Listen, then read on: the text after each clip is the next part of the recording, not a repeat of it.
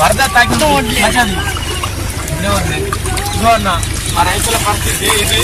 ఇంత మూకల వంటి వరదల కొట్టుకుపోతున్నాయి.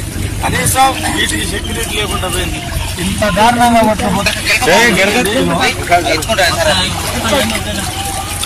ఇక్కడ ఓట్లే ఇవన్నీ ఓట్లే.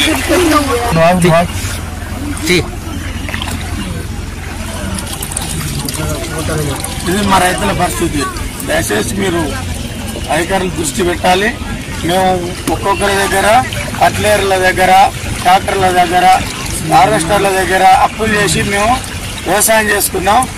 ఇంత వాటి వరదల ఈ రకంగా వడ్లు కొట్టబోతున్నాయి. మా దిక్కు కనీసం మనం అప్పులు కట్టుకునే పరిస్థితి లేదు.